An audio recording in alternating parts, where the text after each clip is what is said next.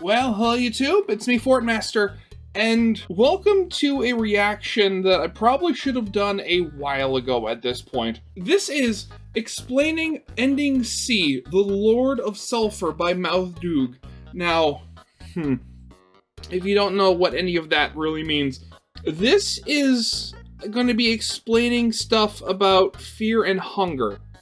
Now, if you don't remember, actually, a while ago at this point, I did several reactions going over videos talking about like the series of like Fear and Hunger, and the people watched them. A lot of people did actually, and it was just this really depressing world with like really convoluted lore and gods, and just the world is not nice. The gods are not nice. The combat, you know, if you don't know what you're doing, will just absolutely obliterate you. It's like, thinking about it, it's almost like Dark Souls, if, you know, it was made into an RPG Maker game. But yeah, so the Lord of Sulfur was one of the endings that you can get in the second Fear and Hunger Termina. And if I remember correctly, the Lord of Sulfur was essentially the human component for the Jesus allegory in this universe.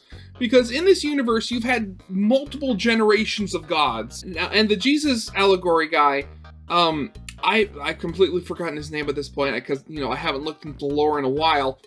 He became a god, you know, again, Jesus allegory, but turns out in actuality, he became a god by shedding his human component, and said human component has just rotted and festered and become really angry, and has become the Lord of Sulfur, because he is essentially in hell. And that's where all the blue people came from, because, you know, they went in, basically burned off everything. If that was human, they came out. The blue is apparently from the sulfur, because I didn't know this, but apparently, like the ash or something from sulfur when it burns is blue.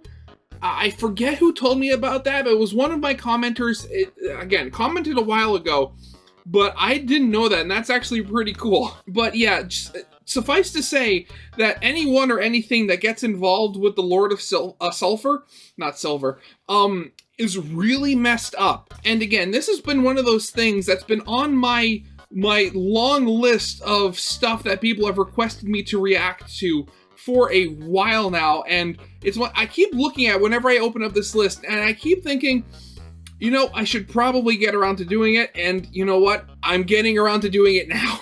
Now, Muth here does have videos explaining the other endings of Fear and Hunger Termina, so you never know. I might watch those as well, if this video does well enough, you never know. So yeah, of course, as always, original video is linked in the description if you haven't seen it for some reason. Corner video will lead to my Let's Play of the day, and if you like this video, share it around, get other people to watch it, you know, help it in the algorithm, because, you know, I don't know, I'm just trying new things here. So yeah, with all that out of the way, let's get this thing started then, shall we? Well, don't worry, I don't care about spoilers.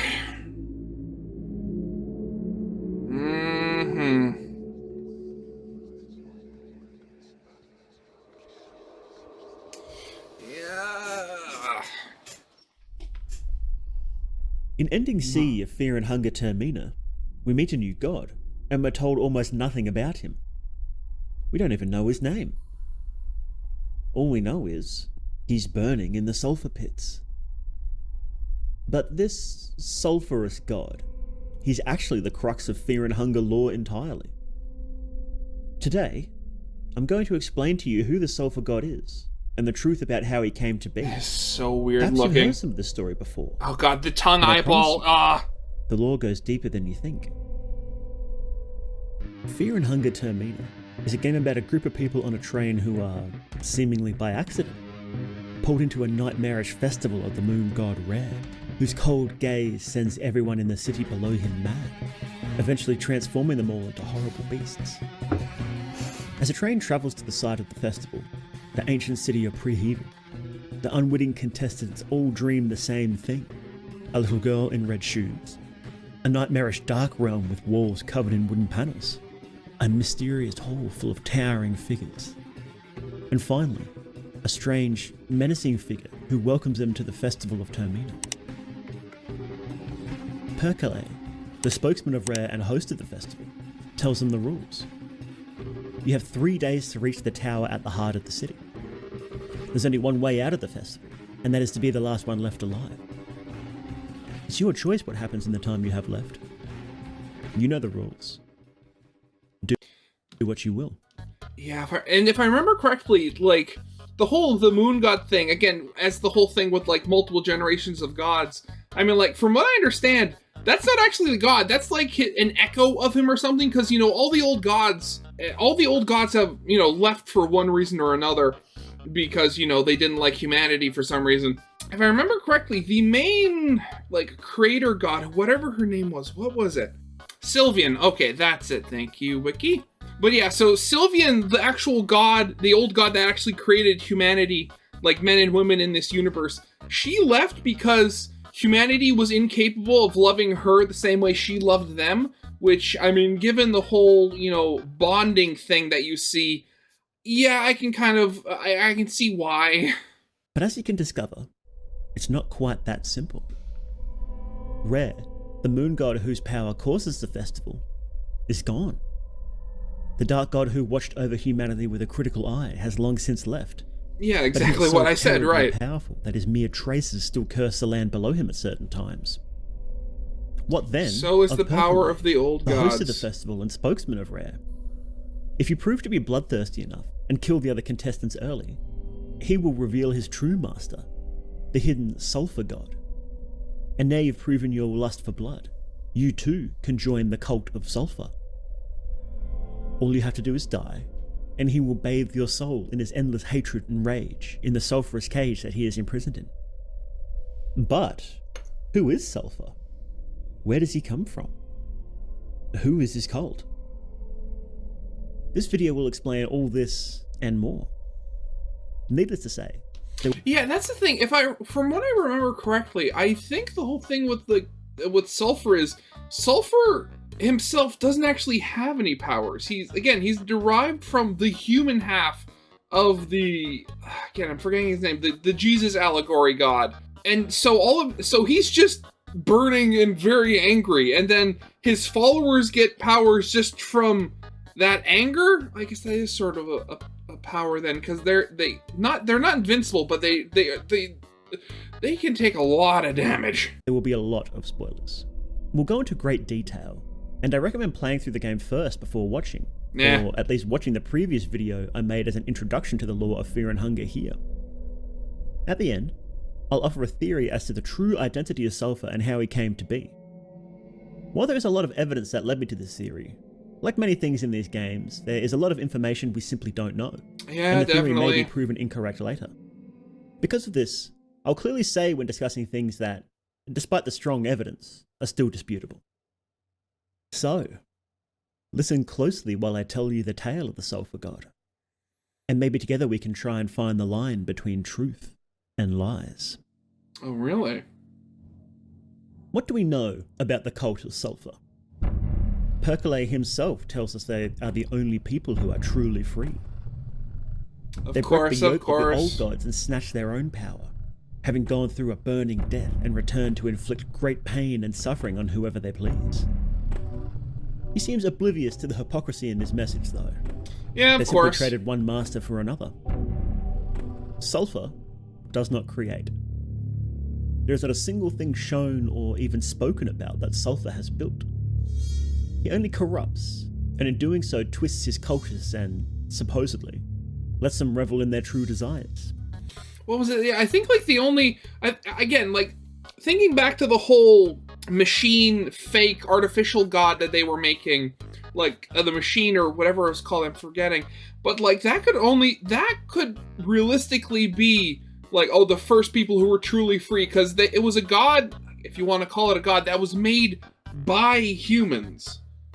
So, is there something to that? I don't know. But even in this new form, their old self is visible. Perkele, like other Rare worshippers, is bound to not interfere with certain events.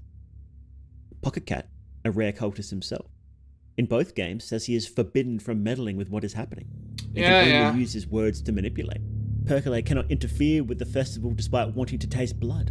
and even hating you personally. He claims it is because they need the blood in the festival to flow freely, that it isn't pure if he interferes. But we see other Sulfur cultists getting their hands dirty just fine. Yeah, those Needles weird. and Stitches, two clownish figures that haunt the city, are both Sulfur cultists. Ugh. They revel in the They are festival so and the weird. bloody violence it brings. They don't try to hide their sins and gleefully attack the contestants and anyone else they can find. Why are they not bound to interfere? Well, it's because they weren't rare followers before being corrupted by Sulfur. If you play as Dan, you can find out who these two were in their past life. Needles was the Baron von Dutch, the doctor who took Dan in and trained him in modern healing arts. And Stitches was Elise, the Baron's daughter who Dan was to marry. The Second Great So War broke freaky. out, and while Dan was away fighting, the Baron fell into the dark arts. When Dan returned, he found the Baron dead inside of a ritual circle for an unknown god. And the grand sacrifice for this ritual was his fiancée, Elise. When Dan examines the bodies of Needles and Stitches, he recognizes them. Their bodies hadn't changed much, but their souls. They had been twisted by the ordeal of being scorched by sulfur into violent murderers. But like Percolate, a trace of the true self is found in the new. Elise was very much in love with Dan and looking forward to their wedding. But now as Stitches sews people together into horrible new forms, mockeries similar to the Sylvian marriage. Oh god, the The Sylvian Baron, marriage, with his yeah. long career as a doctor, had a vast knowledge of the human body as well as pharmaceuticals. And now as Needles, uses drugs to subdue his prey and dismember them.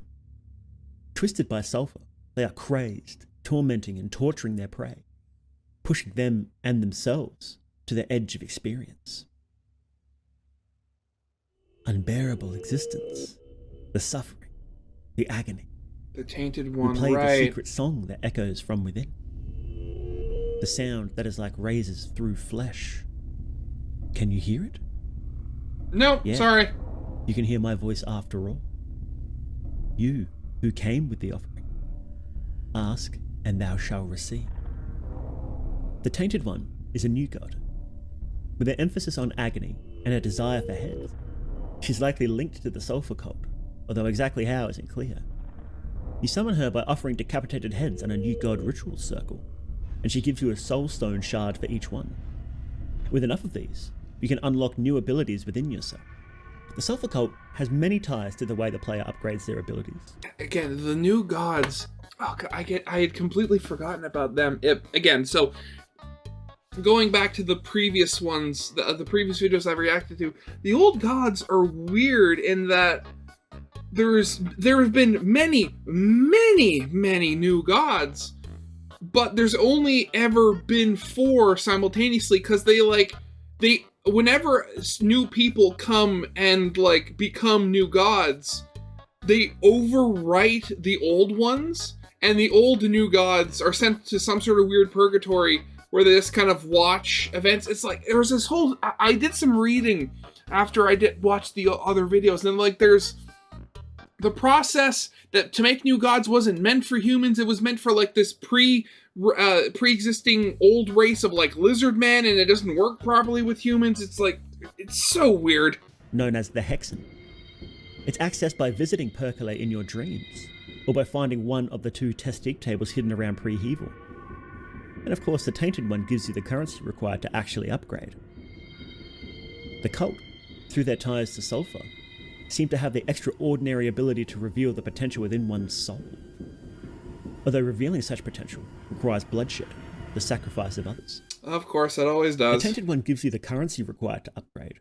Percolate lets you spend this currency when you visit it in your dream, and the 2 Testique tables are places linked to the church. We'll get into the church's connection to the Sulfur cult later. For now, though, where does this power to manipulate souls come from? Percolate makes it clear when we confront him atop the tower.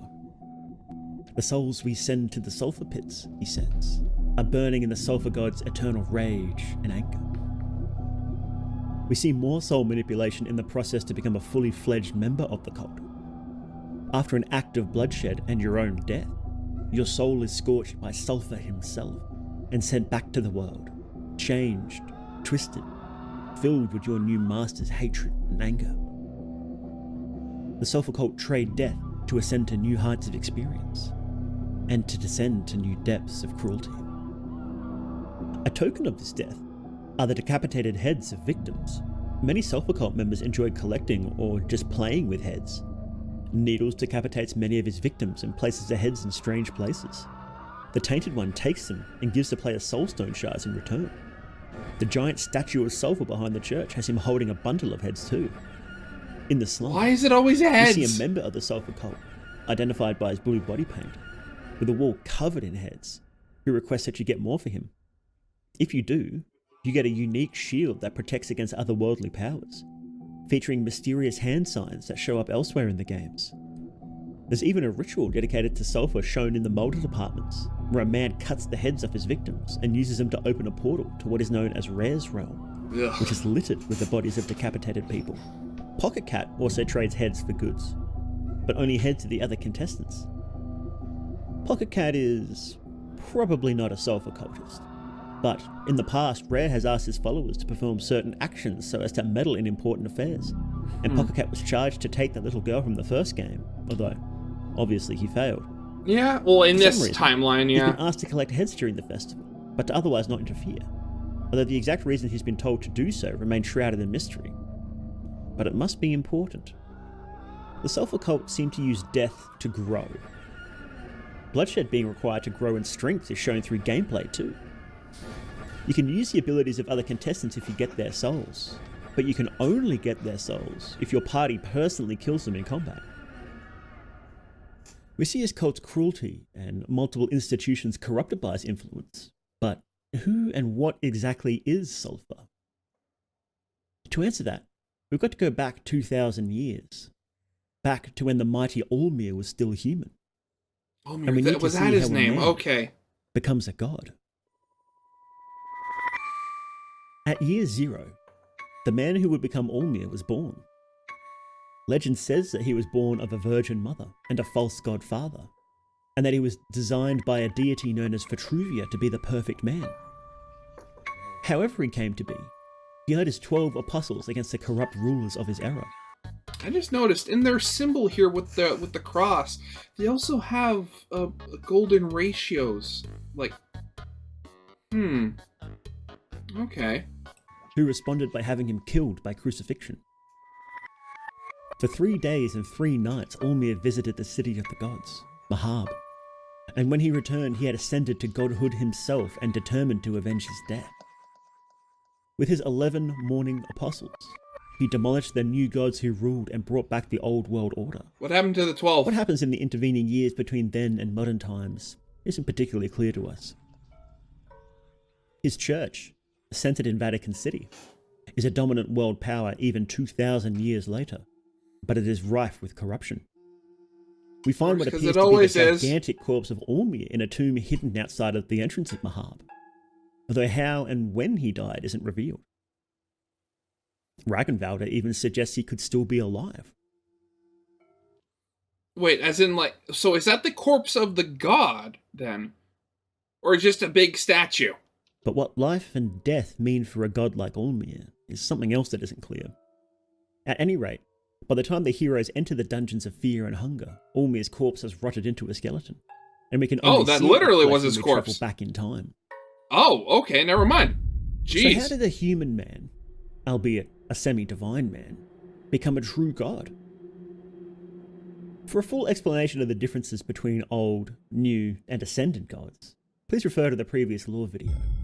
But in short, old gods are true forces of nature, beings who rewrite reality around themselves and can grant miraculous powers, but they also have physical forms.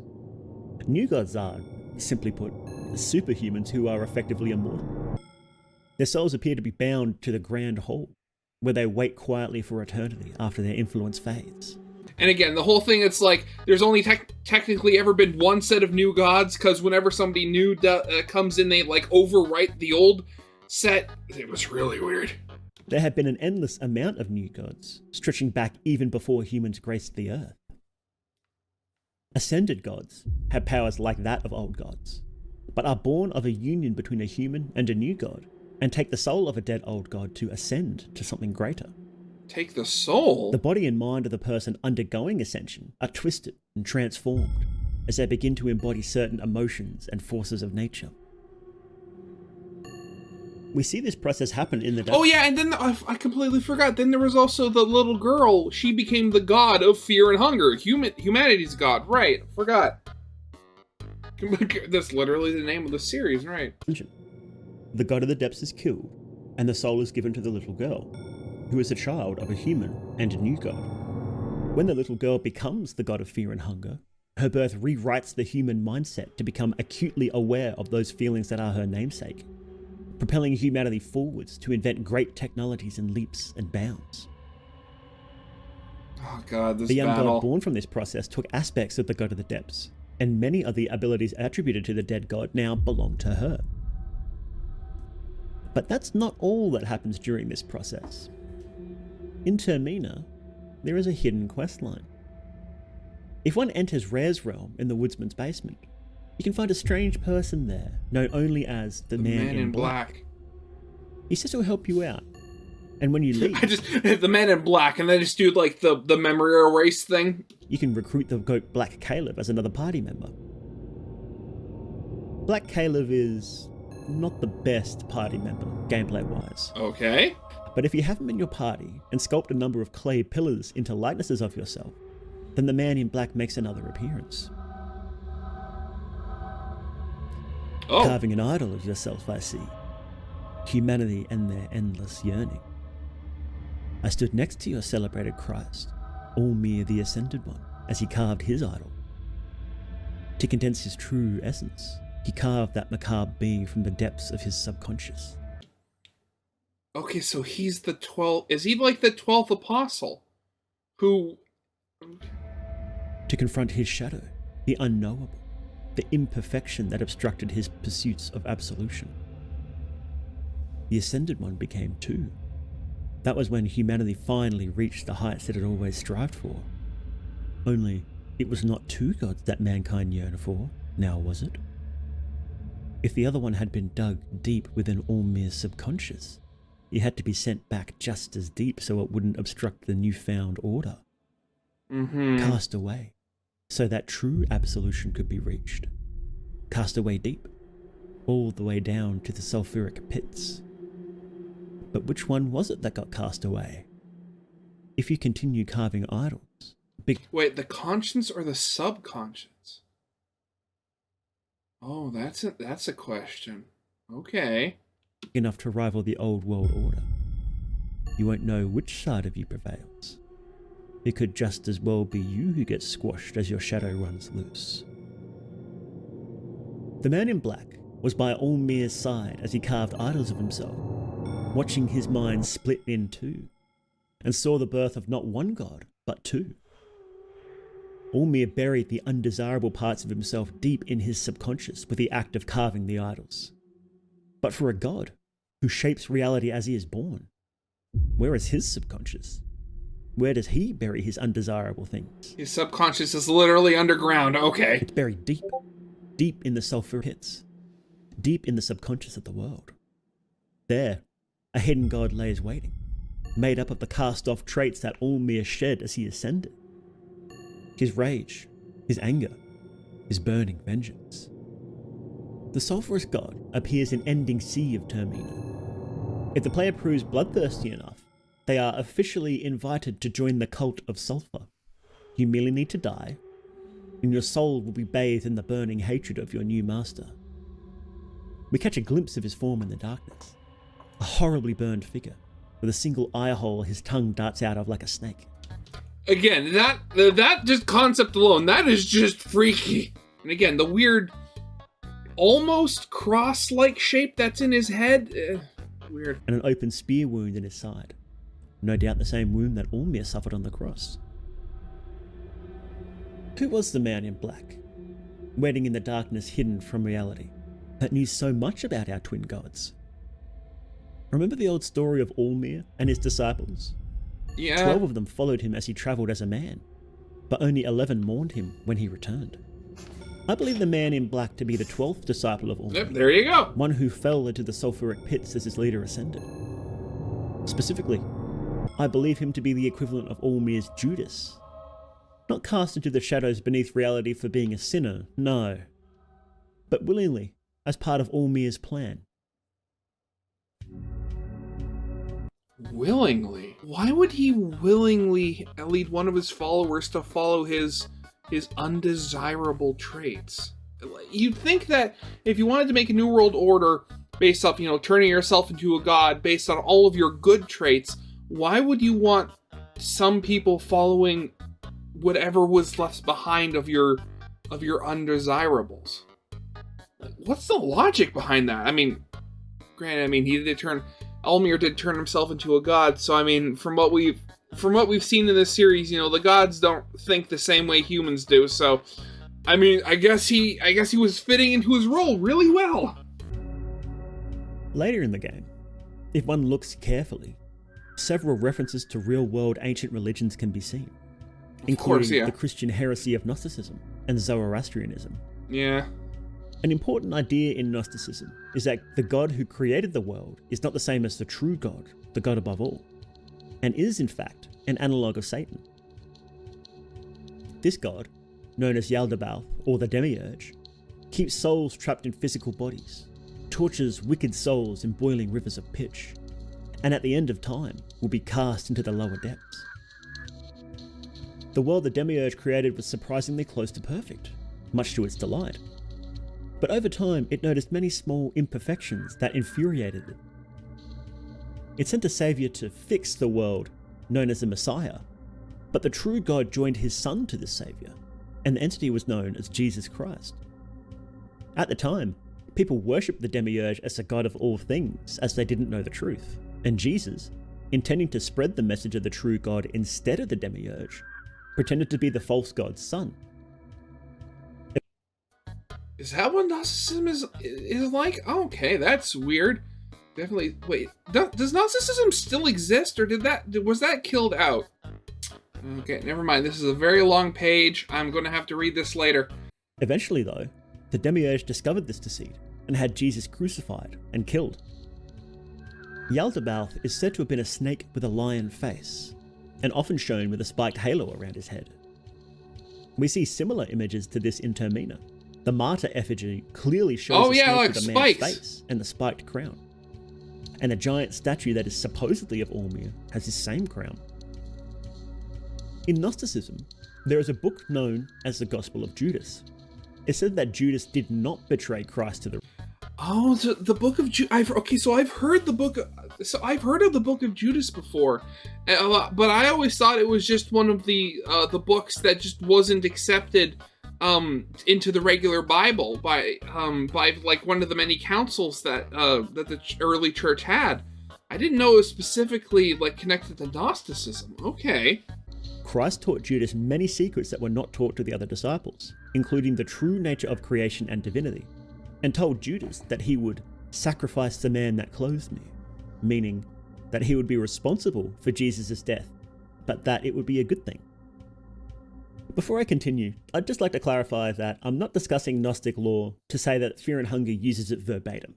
No. Instead, we should keep the themes of this religion in mind when considering the lore of Fear and Hunger, specifically Alll-mer and the gods, but not apply it literally to the games. Yeah, Fear and Hunger is very confusing. The Man in Black talks about being by Alll-mer's side during his rituals, knowing more about Alll-mer and Sulfur than perhaps anyone else we've talked to in the entire series. He was clearly a disciple of Alll-mer, and since we only know of one that stood out from the rest, he was almost certainly the equivalent of Judas. There's something odd about this Judas, though.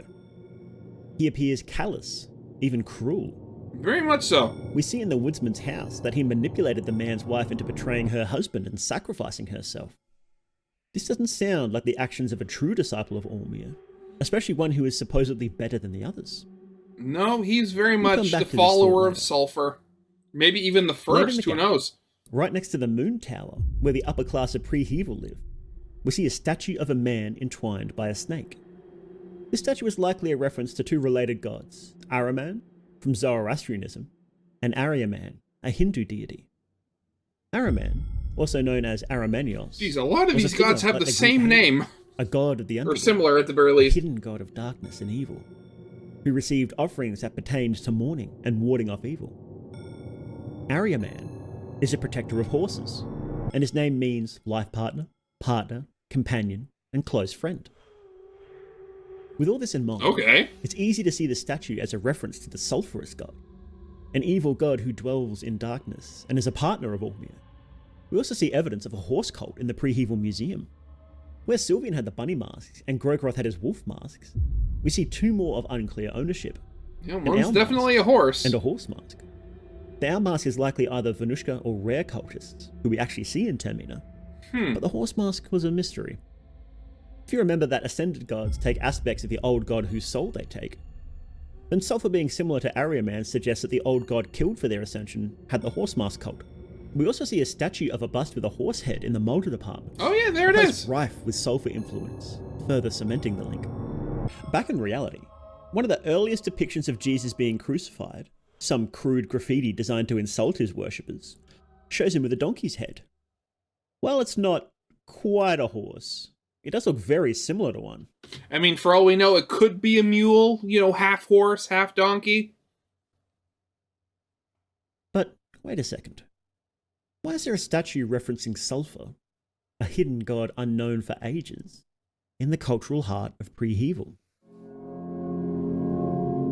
Yeah, sulfuric, On your sulfuric corruption. I mean, that almost, that's funny. That almost sounds like one of those things that LCR or something, or like those cleaners would do. Do you have sulfuric corruption?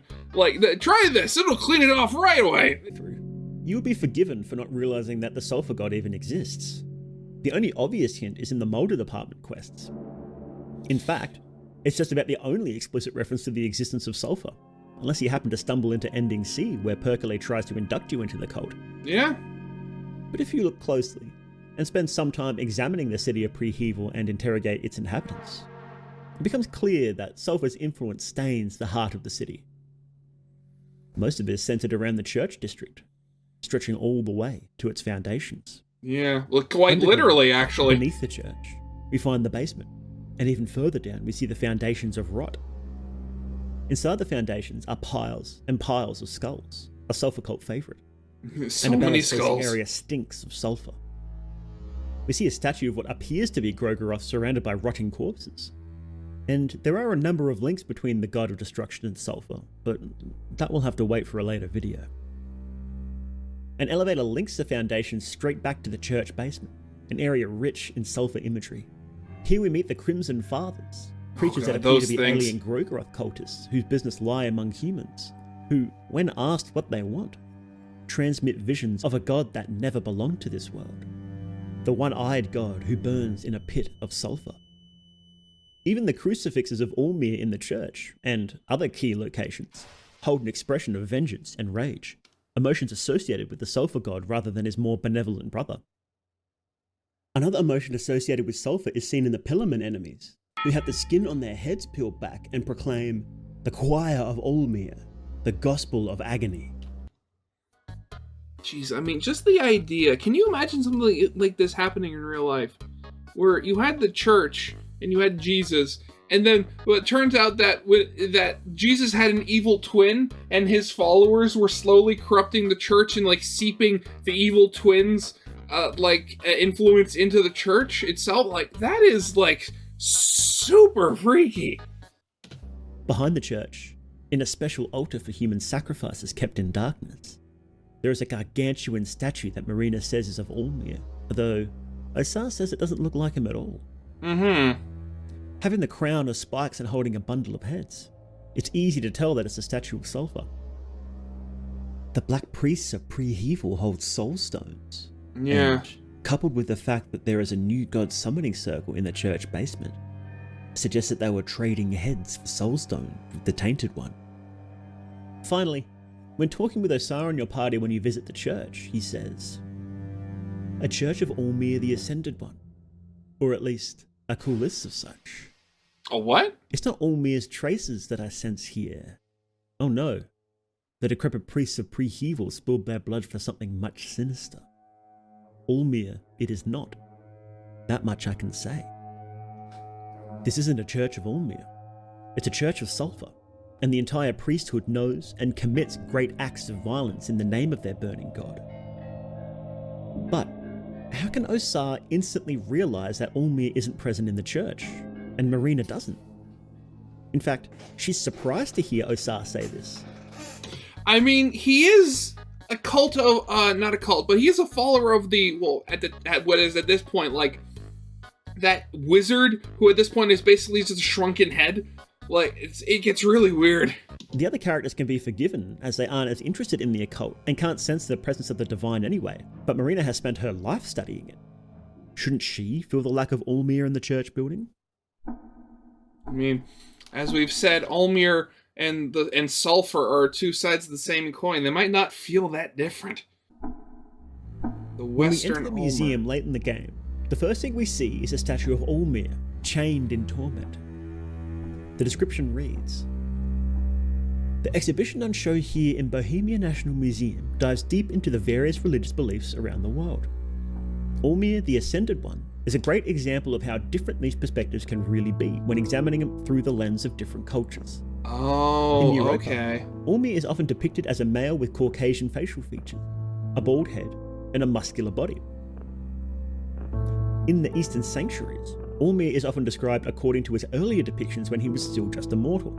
In these images, he is often thinner than his Western counterpart and sports longer hair, closer to how he was described before ascending and losing all his bodily hair. Naturally, his facial features often depict him as a native to the Eastern Sanctuaries too. Western depictions highlight his godly stature, whereas in the Eastern Sanctuaries, he's more humanized. Seems like a reasonable hypothesis. Okay. With the two different depictions of Alll-mer just because of cultural differences. I mean, yeah, Frankly, that makes sense. It's a question that would have come up a lot in the city due to the recent occupation by the Eastern Union armies. Yeah. But it is suspicious, isn't it? We know there are two gods born from Alll-mer ascending. And we know that the church in Prehevil worships Sulfur, the one-eyed god, the liar. Now, we hear that this figure is worshipped all over Europa, but not in the East, where Alll-mer lived while he was alive. Osar, who can sense the presence of gods, instantly recognizes that the church doesn't feel like Alll-mer, which means he knows what the power of Alll-mer truly feels like. Oh. This brings me to my first theory. There never was any Alll-mer worship in Europa. It was always Sulfur worship. Sulfur. In the tombs outside of Mahabre, Oh, that's... Ooh. That's horrible if that's the case. That you have these people who are unknowingly and unwillingly worshipping the wrong god. we see the corpse of Alll-mer, or what the party thinks is the corpse of him. Nobody who can sense powers like Osar can had travelled outside of Europa to tell the difference. But we know this is not the corpse of Alll-mer, because the benevolent god is never described as having one eye, but Sulfur is. That's the corpse of Sulfur. One question I've always... Wait, yeah, that's it, because Alll-mer shedded his human negative traits when he ascended. That might include his body as well, like his physical body. So Sulfur would be the only one that had like an actual physical body left. struggled to answer in Fear and Hunger lore is why Alll-mer, the god of the humans, demanded regular human sacrifice for protection. In Osar's opening, we see a description of an Alll-mer ritual where a person is crucified, and the area is protected for as long as the blood flows. If Sulfur was the true god behind this ritual, as suggested by the link to Ahriman discussed earlier, then that would explain why the rituals are so bloody. We see the priests of Prehevil actually perform this ritual in Termina, if they capture the player, and we know for a fact they are aligned with Sulfur and not Alll-mer. Additionally, we see several other spells that supposedly belong to Alll-mer, but that can also easily be explained by Sulfur. Yeah. Like the crucifixion ritual, the spells Blood Sword and Longinus weaponize the blood and turn it into a physical weapon temporarily. Longinus is explicitly said to be a Sulfur spell and needs no further explanation. Okay, But there as you for go. Blood Sword, the description makes it obvious. The blood of Alll-mer boils and rages even ages after his death. The spells Walk on Water and Blood Portal could be seen as abilities to join people together, but also spells to enable relentless domination, an unstoppable lord who goes where he pleases. The final spell in Alll-mer's abilities from that's one way of thinking is of it. Inverse Crown of Thorns. In reality, the Crown of Thorns is a symbol of self-sacrifice and suffering for the greater good of humanity. So, just the name of this ability, Inverse Crown of Thorns, suggests the opposite. When you use this ability, well, your head is crushed by the weight and you hear distant laughter. What? That's what? Oh god, that is freaky! Your head literally... laugh at his followers for trying to follow his example? Would he laugh at them for sacrificing themselves for him? It seems unlikely. In the Gospel of Judas, it is also said that physical sacrifice only pleases lower gods and angels, not the true God. However, we see and hear of many sacrifices to Alll-mer and Fear and Hunger. If this idea from the Gospel of Judas holds true, then all sacrifice we've seen must be sacrificed to Sulfur. To Sulfur, yeah. Speaking of Judas, when considering the man in black and the other apostles, they also hint to Sulfur taking the mantle of Alll-mer. If the man in black is Alll-mer's Judas, and was told the secret of what was going to happen, then he would know that Sulfur was to become Lord. He still helped with the process. And now when we meet him, he is a cruel man, not what you would expect from a follower of Alll-mer. That makes you wonder, though. So, maybe it wasn't the divine part. Maybe it wasn't... If all this is to be believed, then it almost seems like the human cruel part wasn't the part that was buried. It was the divine part. Because at this point, we haven't seen anything that seems to come directly from Alll-mer, like the god Alll-mer. All of this seems to come from Sulfur himself. So what happened to Alll-mer just in general, then? But more like one of Sulfur. Furthermore, the remaining ancient apostles are described as mourning. Since Alll-mer had returned, what were they mourning? Could it be that they were mourning the fact that Alll-mer was indeed gone, and their companion replaced by Sulfur? In looking at the various sigils of the gods, we can find another clue as to which of the twins born from the Ascension is the dominant one. Consider the sigils of the God of the Depths and the God of Fear and Hunger, two gods from the first game involved in the process of Ascension. God of the Depths used a backwards R. The God of Fear and Hunger uses two R's mirrored in a kind of tower shape, although they're not perfectly the same R shape. But in Termina, we see a new sigil for the God of the Depths, a forward-facing R. We have one original sigil, one weak sigil, and one ascended, combined sigil. The ascended dominant god takes a combined sigil, but the leftover god takes the weaker one that is merely a piece of the combined sigil. Now, let's take a look at the sigils for Alll-mer and Sulfur. Sulfur's sigil is two triangles and a cross shape. Alll-mer's is just merely a a cross. cross. With what we see from the God of the Depths and the God of Fear and Hunger's sigils, the sigil complexity of Sulfur compared to Alll-mer suggests that Sulfur came out on top of the exchange. As for the leftover triangles of the sigil, we'll discuss these soon. Hi, this is Mal from the future while editing this. What? I double-checked the God of the Depths sigils in Termina, and both forwards and backwards R's are used. The God of the Depths doesn't seem to be worshipped in modern times like Alll-mer is, though. Yeah. And the sigils seem to be primarily for the sake of humans worshipping them, so Depths not getting an updated one makes sense. And you'll see later why this doesn't affect the Sulfur and Alll-mer sigil discussion much anyway. Back to the video. Okay, sure. In the book Studies of Alll-mer, it is said that Alll-mer was a man of godlike posture, who the lords of the time had killed when he came to their golden city gates. He turned the cross of his crucifixion into a symbol of hope and domination, and he would return with his apostles to murder the kings and sultans of the time, bringing back the old world order. The King Bible about Alll-mer in Termina makes it clear that the kings and sultans spoken about are actually new gods who were ruling the world at the time. Yeah, I remember hearing about that. Alll-mer and his apostles came to challenge the ruling new gods in Mahabre. He was crucified, and he ascended, Sulfur won the battle for their spirit, and in his rage, used his newfound powers to slaughter the new gods and enact a new age of old god worship with him at the helm. But wouldn't that mean that, yes, Sulfur is the king of Mahabre?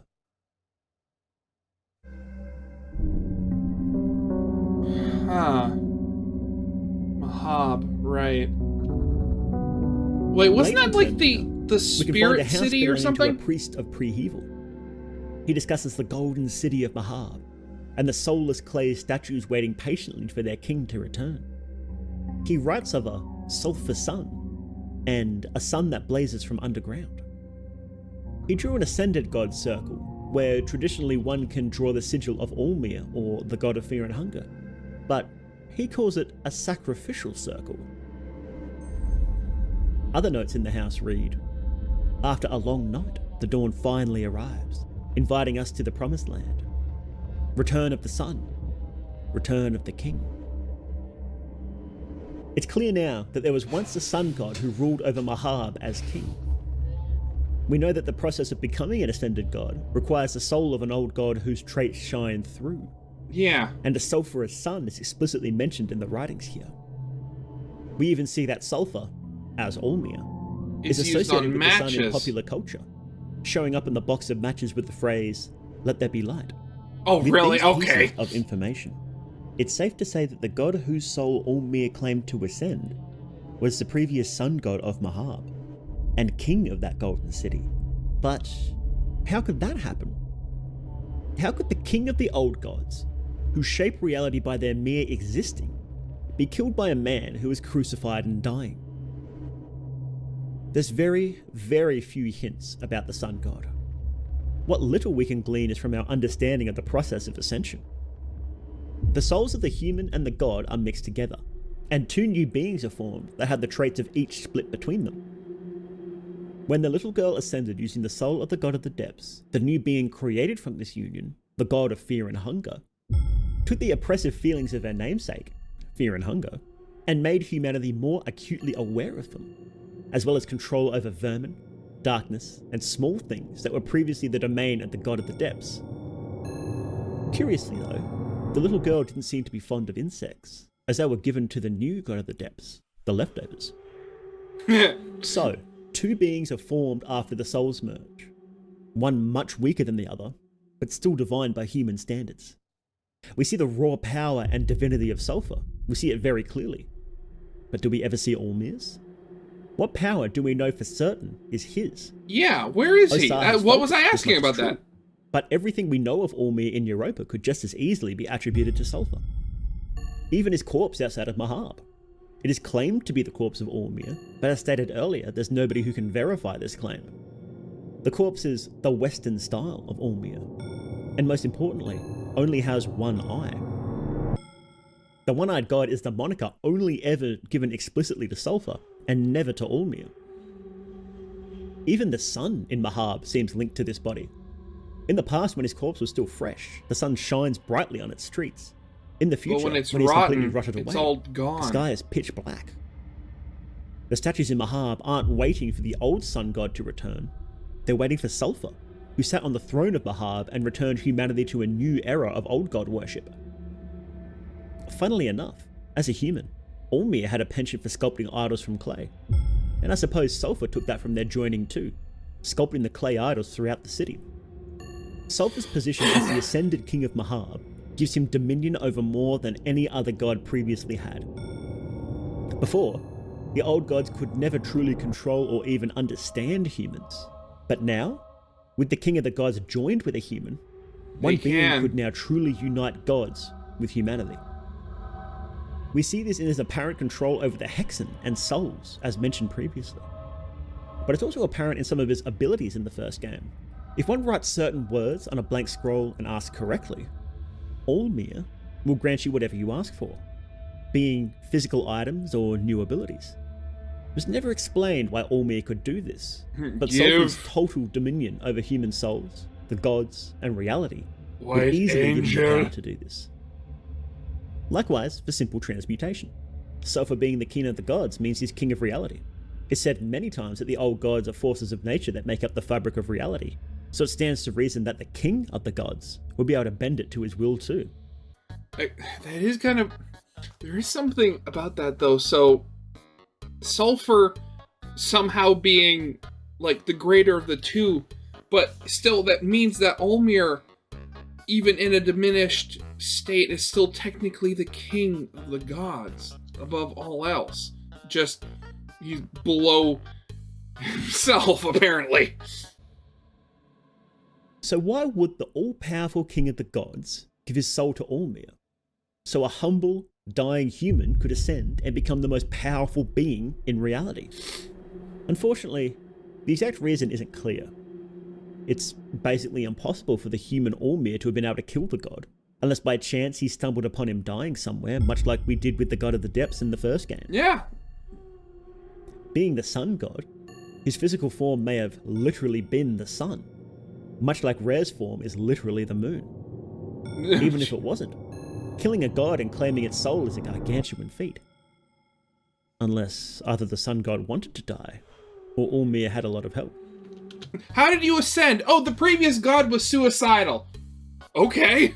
I mean, can you imagine like a story? Can you actually imagine a story like that where you ascend to godhood purely because your predecessor was suicidal and didn't want to do the job anymore? If we follow the thread of Gnostic lore a little more, then honestly, yes. Perhaps the sun god did willingly sacrifice himself so that Alll-mer could ascend. The Gnostics say that God sent his son to join with the Messiah, to corrupt the being for good, and to help people of the world understand the true religion. The rule of the old gods was waning at this point. There was a massive rift between the old gods and humans in general, with neither side understanding each other. And frankly, the sun god would have realized that he would become even more powerful through this union, uniting the humans with the gods in a way never done before. The old gods may have started leaving Mahabre at this point, as the new gods were masters of that city. You could have realized that this was a chance to bring back the true religion of old god worship, stronger than ever. Or perhaps someone else slew the sun god to feed the soul to Alll-mer. He was a man of great destiny, that much is certain. Yeah? And he had friends in high places. Maybe it The was secret one of the other conversation old with the man in gods. black hints at something strange. What? He speaks of Alll-mer intentionally burying the negative aspects of his personality deep inside, like he knew what was going to happen when he would ascend to godhood later. But how could that be possible? We're told many times that Alll-mer is the first known ascended god, so there's no way a mere human could know what was going to happen. Unless the sun god But told as him. we already know, there was somebody else involved in the creation of Alll-mer. Someone else knew that the sun god and the human Alll-mer could combine to create a new god. Somebody who planned the whole thing out.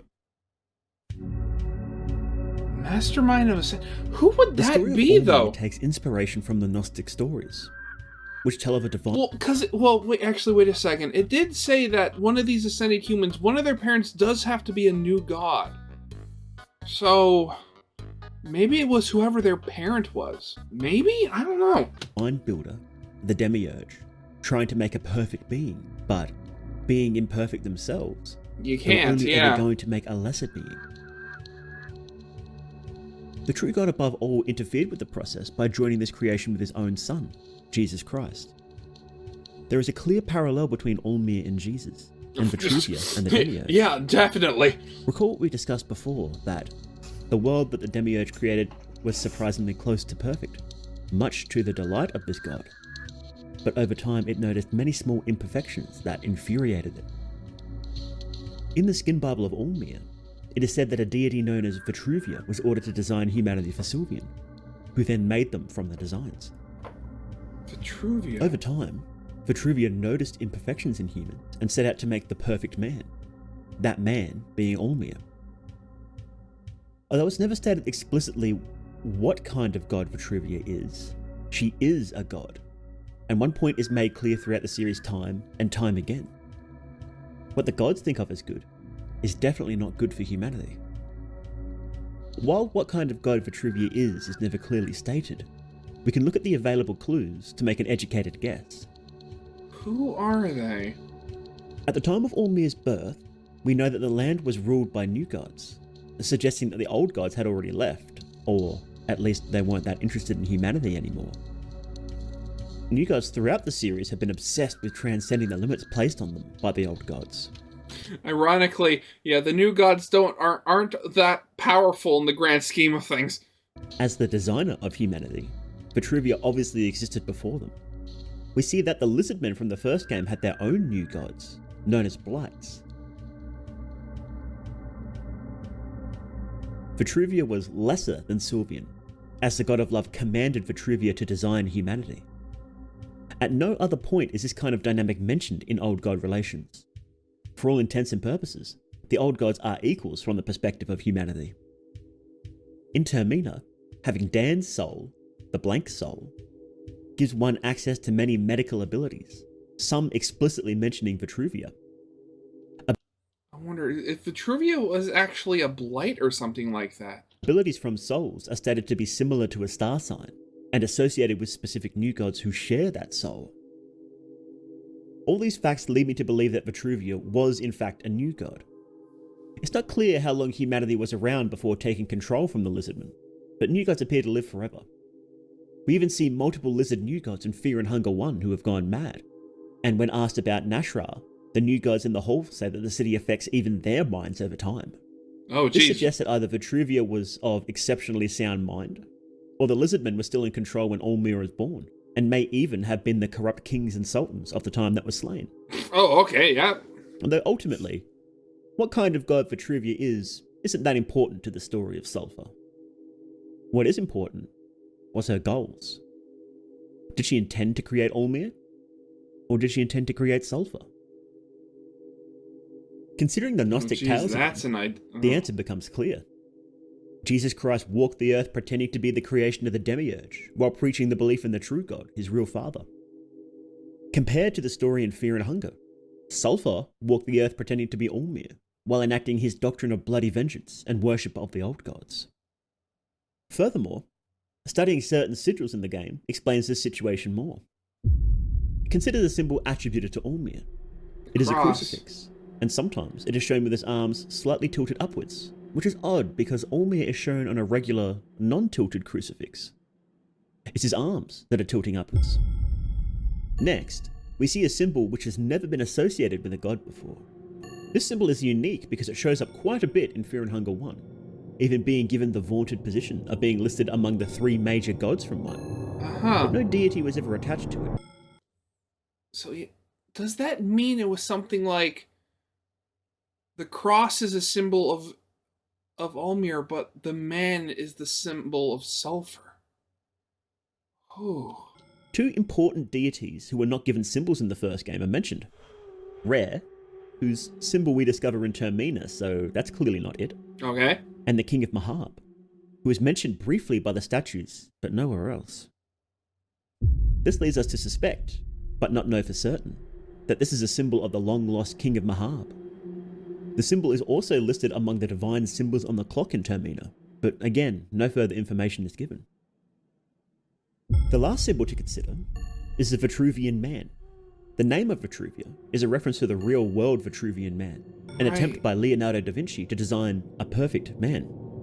Now, we overlay them. By overlaying all 3 symbols, they match perfectly. Alll-mer with his straight legs, arms outstretched, and the head, and the unnamed symbol representing the spare arms and legs. My first thought when realising these symbols lined up was that this must be the symbol of Vitruvia then, since she was so involved with the planning of Alll-mer. But she is explicitly not a human, so why would she consider herself half of the perfect man? The star symbol is often compared to a headless man, and when aligned in this manner, it clearly is. And there's 2 gods who enjoy a good beheading, Vitruvia and Sulfur. So, Vitruvia could be his mother, in fact. Huh, okay. It's probably not Vitruvia's. Then it must be that of the sun god who died so Alll-mer could ascend. Vitruvia planned all along to join the soul of the human to the soul of the sun god. Okay, never To mind. return to a point made earlier, Sulfur's emblem is even an inversion of the Vitruvian man. the cross below instead of above, and the triangles unjoined instead of together. If we rotate them a little bit, it becomes that much more apparent. Yeah. It is my belief that Vitruvia, as a new god, planned to perfect humanity with Alll-mer, but the man was overpowered by the soul of the sun god. Alll-mer was told about the battle for his soul and tried to bury the hatred and rage deep, but this second entity rose up regardless. Alll-mer cast off his desire to rule. He did not want to be a king, and Sulfur happily took the crown in his stead, conquering Europa and the city of the gods to take his place as ruler. In his crusade, he took the name of Alll-mer to hide his true intentions. At some point, long after his conquests, Sulfur died, although how and why is not clear at this point. His reign did not last long, as Valtiel, the enlightened new god of the Fellowship who entered Mahabre 800 years after Alll-mer's birth, does not even know if the old gods even exist. Despite the apparent conflict between Vitruvia and Sulfur, there are some odd connections between the two that we see later. Of course there are. Vitruvia mystery. We know that Vitruvia is considered the god of medicine and equivalent exchange from Dan's skills. The skill Analyze targets the head of a creature, something the Sulfur cult love. Of course, it's always the head. Statue, the apartment's madman, and the tainted one all want heads. Magnamedical sacrifices body parts of the user in order to resurrect the dead. I mean, okay, now that just makes me think of TF2, the Demo Man. One of his swords, what was it, the Islander? I think canonically that sword is cursed and will actually talk. You'll hear it talk sometimes, and all you hear is like heads. Sacrifice and resurrection are two themes straight from Alll-mer and Sulfur's history. Yeah. Of the three members of the Sulfur cult we meet in game, two are related to medicine, Needles and Stitches, Dan's father-in-law and fiancé respectively. Needles even apparently uses Magnamedical on the player character. One of the only ways to remove heroin addiction from a character is to let them die in combat and to resurrect them with this skill. The other way is to let Needles kill you, and you see a unique scene afterwards. Needles, when he was still alive, had extensive knowledge in medical practices, and likely knew this skill. I kill you! Your reward is you are no longer addicted to heroin. Oh, okay, sure, thank you. But why would Vitruvia change course and work with Sulfur after trying to make Alll-mer and not him? Does Vitruvia not know? Unfortunately, I don't know. Perhaps in a twisted sense of mercy, Sulfur left her alive when he took over Mahabre, and commands her now like she was commanded by Sylvian in the past. Perhaps Sulfur could have been the god Vitruvia intended to make all along. Perhaps she longed for the return of the rule of the old gods, and saw the perfect man as somebody who would embody that rule. Yeah, saw the old gods as brutal, so okay. Either way, I don't think that Vitruvia's motivations are particularly clear right now. Again, the whole thing with the old gods, if Vitruvia is an old god or whoever she is, their thought processes are weird, especially if she's in a new god but was like one of the lizard old gods or something like that. I feel a little disappointed to end the video with so many questions. Why does it seem like Vitruvia is working with Sulfur? Did she intend to make him or Alll-mer? How was Sulfur killed? Is it linked to him hiding under a different name? Right now, we don't have all the answers. Well, they might be answered in another game. Who knows? Three major theories presented here, though. Vitruvia being the mastermind behind Alll-mer's ascension, Sulfur taking Alll-mer's place and crusading under his name, and Sulfur becoming the king of Mahabre. I'm also pretty confident in the man in black being Judas, and the horse mask being the sun god cult, but that's a bit less important than the others. Yeah. Sulfur is a deceitful god. Very much so. In fact, right now we don't even know his true name. He's referred to as the sulphurous god in game, and his cult is the cult of sulfur. But it's a description of his current state, and not his actual name. We see the god of the depths still called the same after Ascension, so Sulfur's true name must be the name of the sun god, right? Well, even that's a moot point because we don't know the sun god's name either. Yeah, exactly. Ancient mysteries, secrets, and lies permeate the world of fear and hunger. We are tantalized by clues, tiny hints suggesting that if we just find the right link, the right item description, we can put the whole puzzle back together. This series, One man, thing's for I certain, swear, this series. it's not going to be easy to figure out. You don't get anything for free in Fear and Hunger. No, you don't. So why would the lore be any different?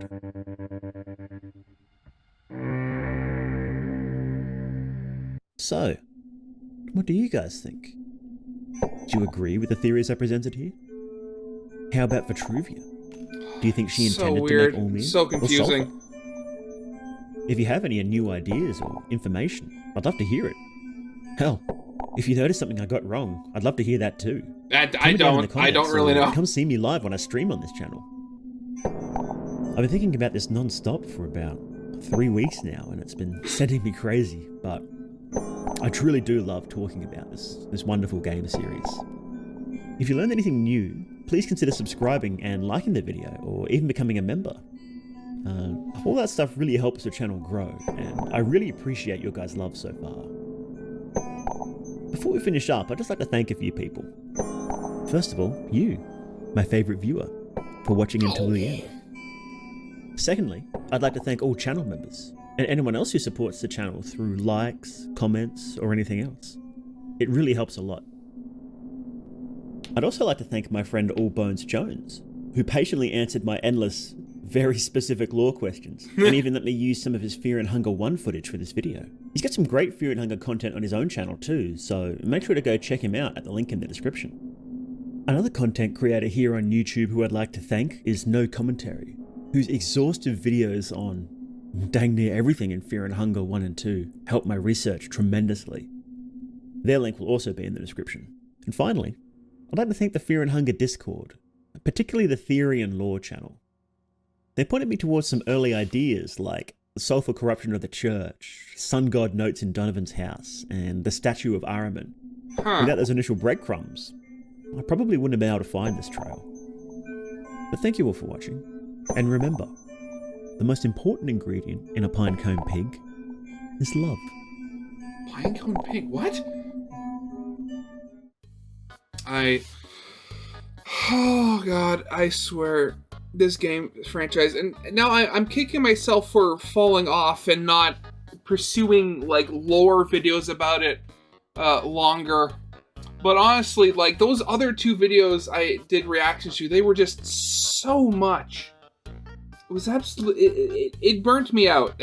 That's all I can say. It burnt me out so quickly. I know this was obviously explaining ending C, and there's explaining endings A and B as well. So, I mean, if you liked this, and you want me to react to the other 2 ending explained videos, I mean, leave a comment on the video, and yeah, I'll watch them if people want me to. I mean, it just, again, the whole thing of, you know, the Jesus Christ allegory, like, having an evil twin that took his place, and nobody in the normal world has really noticed. Oh, that is freaky. That is, I know this obviously has nothing to do with actual Christianity, but just the thought of something like that, even me, who's not like the most devout like follower or something like that, like I mean, I'll occasionally go to church, but like not every weekend. It's probably like once every few months if I remember to. But yeah, just the thought of something like that is really freaky and really disturbing. Oh, but yeah, that'll be it for now. So of course, as always, original videos linked in the description. The corner tab will lead to my Let's Play of the day. And yeah, with all that out of the way, I hope you guys liked. If you did, leave a like, subscribe if you have not, and I'll see you guys next time. Goodbye.